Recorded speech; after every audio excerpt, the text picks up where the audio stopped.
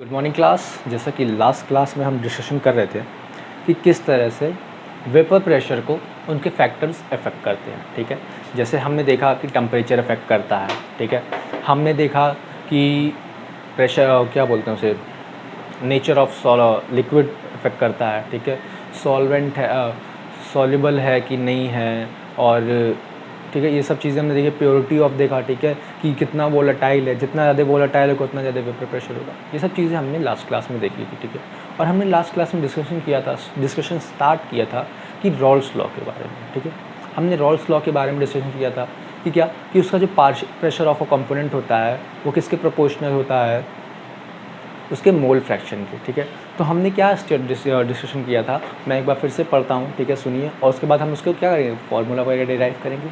चलिए तो सुनिए, according to the Raoult's law, मैं यहाँ पे लिख देता हूँ, रॉल्स लॉ के बारे में हम लोग पढ़ रहे हैं।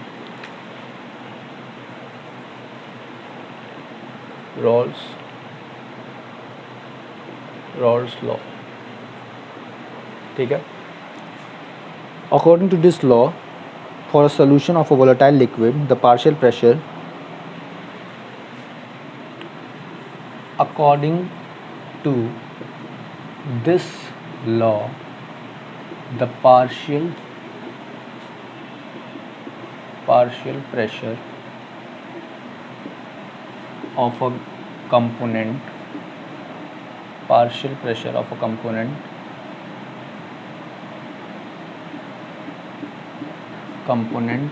of a solution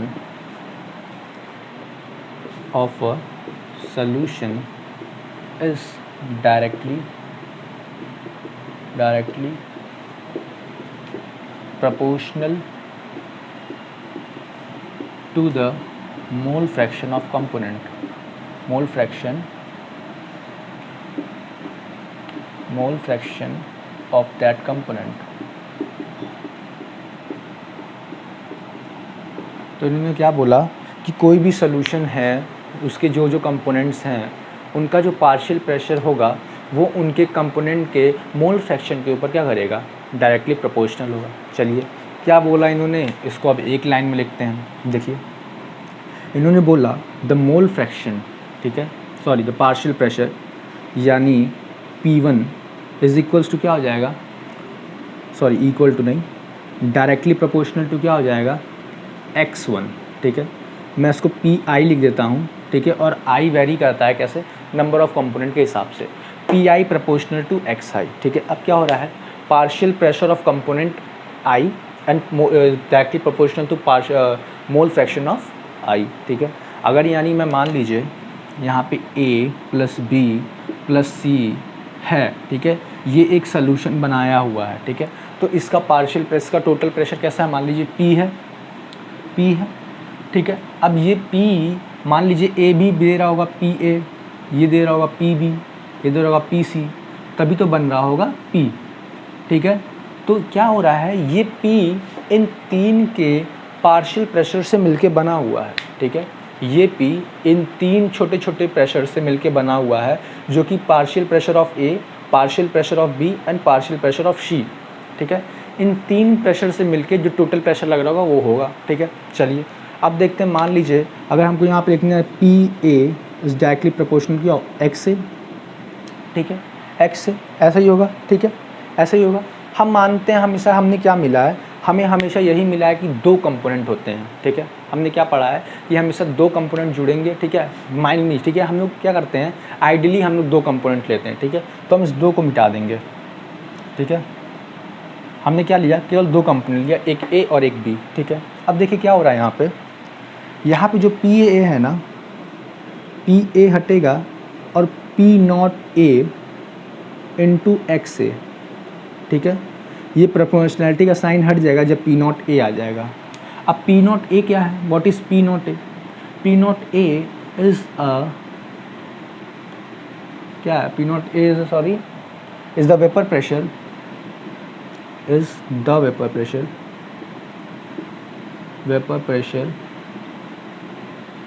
is the vapor pressure of pure component A। ठीक है, ठीक है, ये चीज़ हो गया। अब देखिए पी बी क्या है, कितना जाएगा, P naught B X B, यही होगा हमको। अच्छा ये हमें दो चीज़ें मिल गई, ठीक है, एक ये मिला और क्या मिला, एक ये मिला। तो ये दोनों क्या है, एक ही चीज़ हमें दिखा रहा है कि जो पार्शियल प्रेशर है वो किसके बराबर प्रोपोर्शनल है, उसके मोल फ्रैक्शन के। अच्छा आप देखिए इस मोल फ्रैक्शन के हिसाब से हमको क्या मिलता था, P A plus P B is equals to P मिलता था, ठीक है। तो देखिए ये किसके बराबर होता, किसके बराबर है, P is equals to P A plus P B होता है। अब ये एग्जैक्टली किसके बराबर है, P naught A plus P naught B, sorry P naught A X A plus P naught B X B, यही है। अच्छा मोल फ्रैक्शन क्या होता है, यानी अगर हम x A plus x B कर दें तो ये किसके बराबर आएगा, 1 के बराबर आएगा। यानी अगर हम एक्स ए निकालना चाहें तो क्या आ जाएगा, 1 माइनस एक्स बी, यही हो जाएगा ना, 1 माइनस एक्स बी हो जाएगा कि नहीं, देखिए 1 माइनस एक्स बी हो जाएगा, ठीक है, 1 माइनस एक्स बी हो गया। चलिए अब हम इधर देखते हैं, चलिए इसको हम और सॉल्व करेंगे, पी ए नॉट, ठीक है, एक्स ए को हम लोग क्या लिख सकते हैं, 1 माइनस एक्स बी लिख सकते हैं और plus P naught B X B, ठीक है। अब चलिए हम लोग क्या करते हैं, इसको सॉल्व करते हैं तो क्या हो जाएगा, इसको अंदर मल्टीप्लाई करेंगे, P naught A minus P naught A X B plus P naught B X B, ठीक है, ये हो जाएगा। अच्छा भैया ये हमें मिल गया, ठीक है। अब देखिए, अच्छा इसको नोट करिए तो फिर आगे बताएं, फिर आगे करें, या तो स्टेप गड़बड़ा आ जाएगा सब कल की तरह।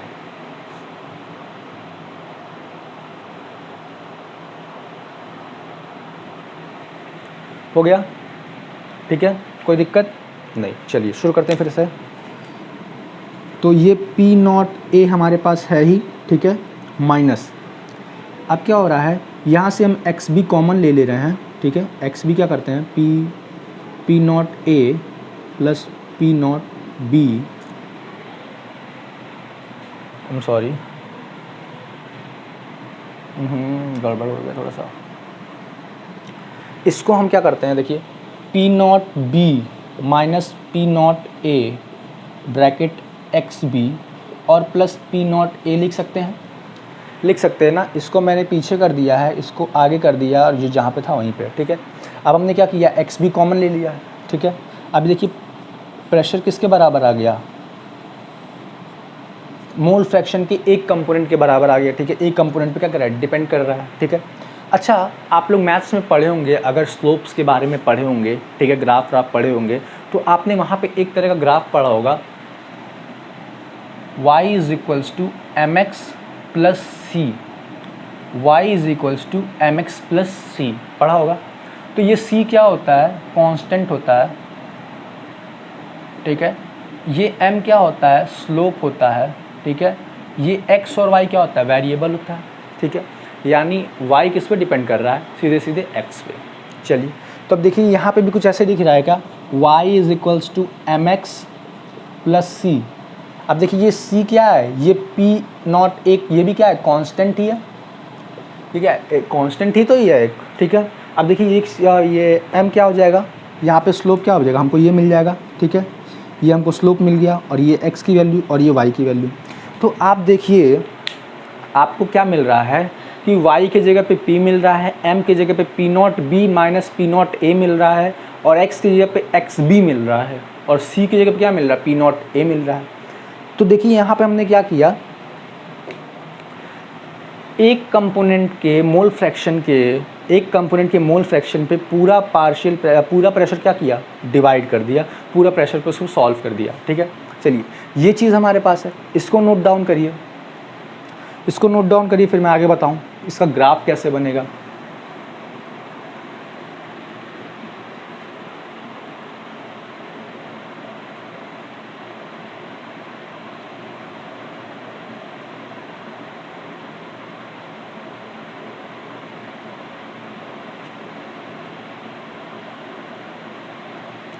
ये चीज़ हो गया ना, इतना समझ में आया ना कि ये एक क्या, एक ग्राफ के बराबर आएगा, ठीक है, एक स्लोप मिलेगा।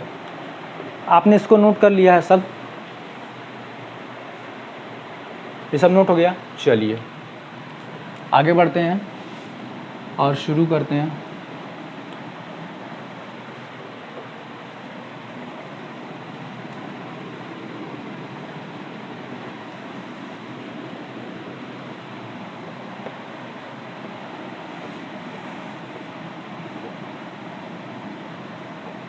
ठीक है, तो अब देखिए इसका ग्राफ हमको कैसे मिलेगा। अगर हम इसका ग्राफ बनाना चाहें तो कैसे मिलेगा।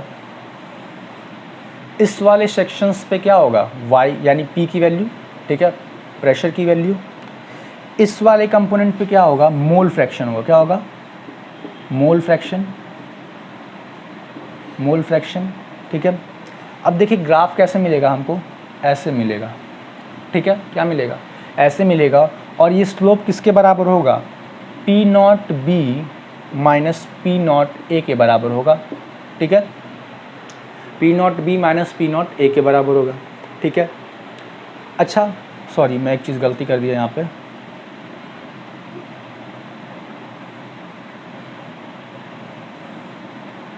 ठीक है, हमको क्या मिलेगा, ये कांस्टेंट मिलेगा। ठीक है, इसी कांस्टेंट का नाम है पी नॉट ए नाम है। ठीक है, क्या नाम है, पी नॉट ए नाम है। ठीक है, ये हमें कांस्टेंट मिलेगा, इसी का नाम क्या है, पी नॉट ए है। ठीक है, चलिए ये हमको मिल गया। कुछ ऐसा ही ग्राफ बनेगा। ठीक है, चलिए y is equals to m x plus c का ग्राफ हमें मिल गया, हमने बना दिया। ठीक है, कांस्टेंट के साथ ये इसका ग्राफ बनेगा। ठीक है, अब इस ग्राफ के, अब इस मॉड्यूल के, इसमें जो हमने पढ़ा है इस लॉ के हिसाब से अब हमें क्या मिल रहा है वो हम देखते हैं। ठीक है, चलिए the total vapour pressure over the solution can be related to the mole fraction of any one component. ठीक है, मैं एक एक पॉइंट लिखते जा रहा हूँ, पढ़ते जा रहा हूँ, लिखते जाऊँगा, समझाते जाऊँगा। इसको नोट करिए प्लीज़। ग्राफ बना लीजिए, बन गया। चलिए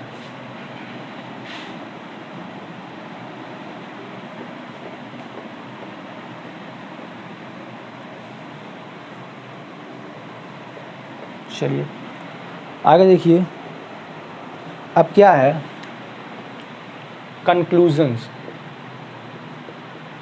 कंक्लूजन्स, ठीक है, पहला द, क्या लिखा है पहला कंक्लूजन मैंने note, the total vapour pressure, the total vapour pressure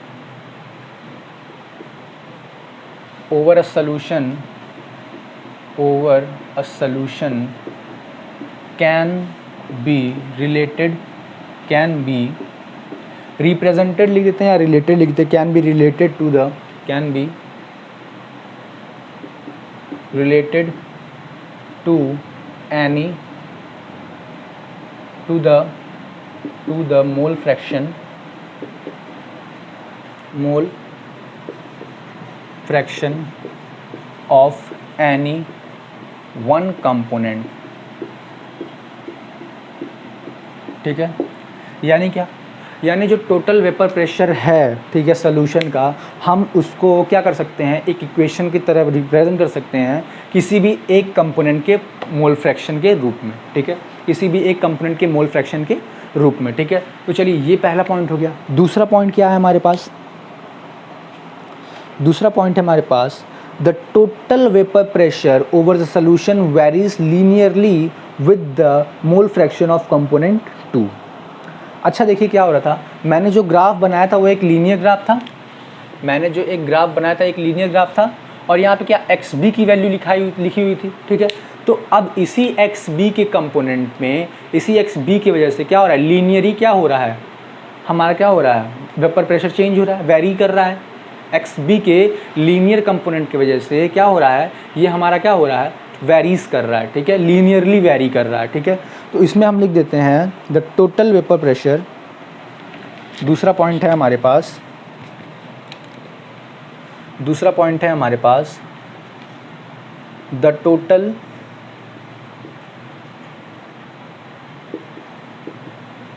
vapour, the total vapor pressure over the solution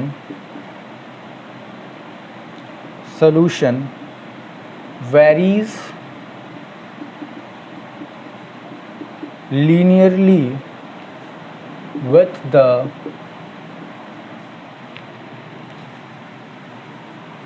mole fraction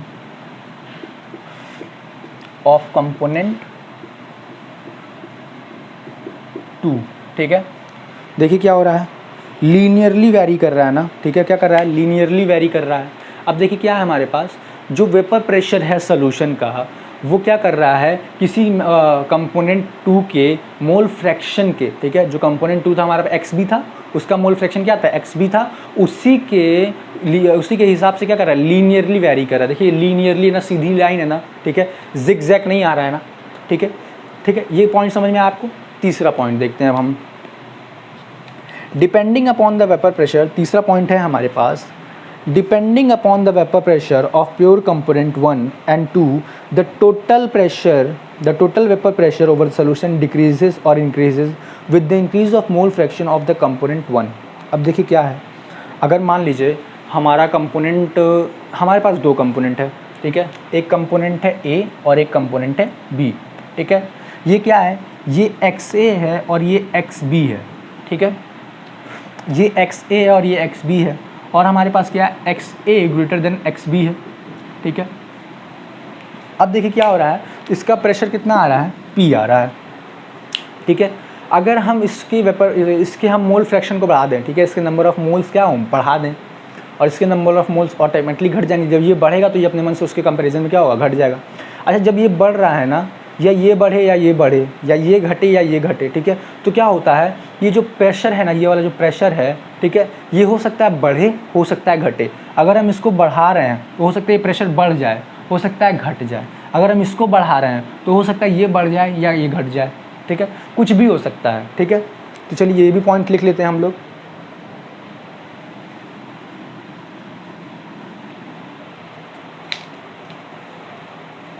तीसरा पॉइंट है हमारे पास,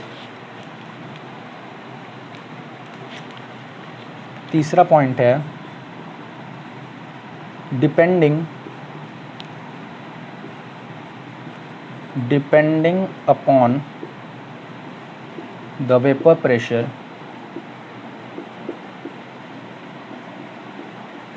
pressure of pure component 1 and 2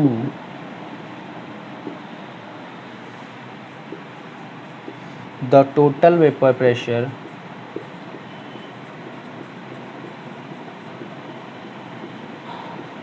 over the solution decreases or increases with the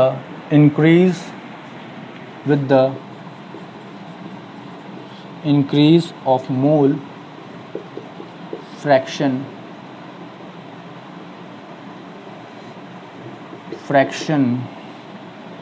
of component 1। ठीक है, समझ में आया क्या बोल रहा है, किसी भी एक कंपोनेंट के मोल फ्रैक्शन को बढ़ाने पे, ठीक है, या तो एक्स ए बनाए या एक्स बी बढ़ाएं, दोनों में से किसी भी मोल फ्रैक्शन को हम बढ़ा रहे हैं, ठीक है, तो क्या होगा, उसका जो वेपर प्रेशर होगा, ठीक है, क्योंकि वो डायरेक्टली प्योर कंपोनेंट के पे डिपेंड करता है, तो हमने क्या कर रहा है, प्योर कंपोनेंट का क्या कर रहे हैं, वेपर वो मोल फ्रैक्शन बढ़ा रहे हैं, तब उसके ऊपर डिपेंडेंसी की वजह से हो सकता है डिक्रीज़ हो सकता है इंक्रीज़ हो। ठीक है, तो कुछ भी हो सकता है। ठीक है, तो ये हमारा तीसरा पॉइंट था, इसको नोट करिए। तो फिर चौथा बताएं।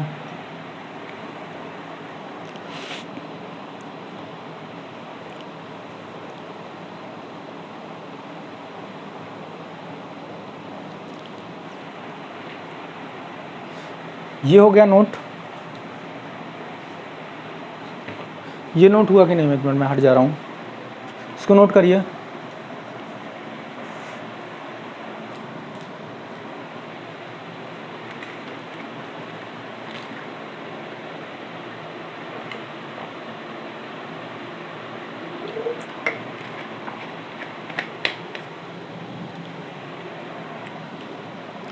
चलिए ये नोट हो गया। हम आगे बढ़ते हैं, ठीक है। एक ग्राफ बनाते हैं जहाँ पे एक सिचुएशन है,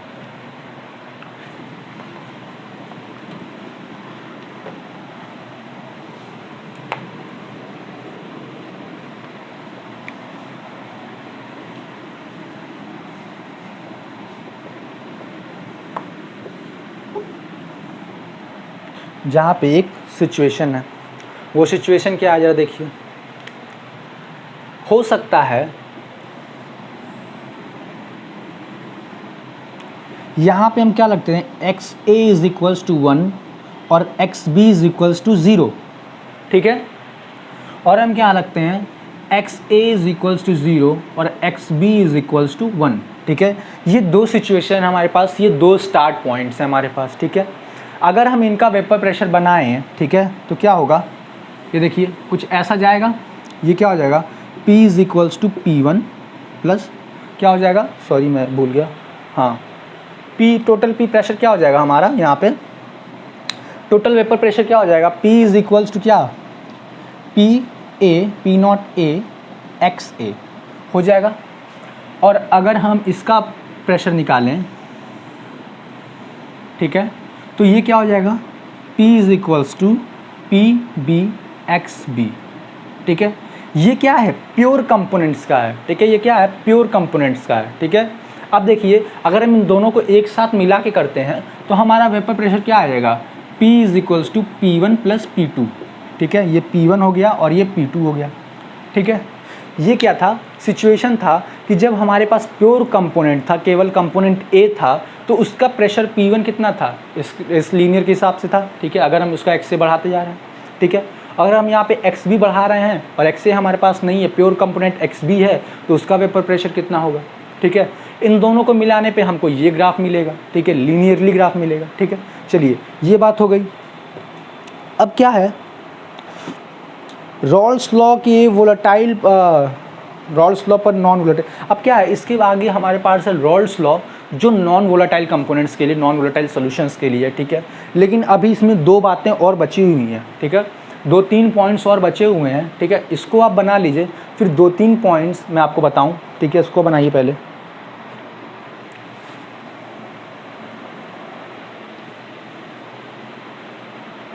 ये हो गया। चलिए ये ग्राफ क्या शो कर रहा है ये आपको पता चल गया, ठीक है।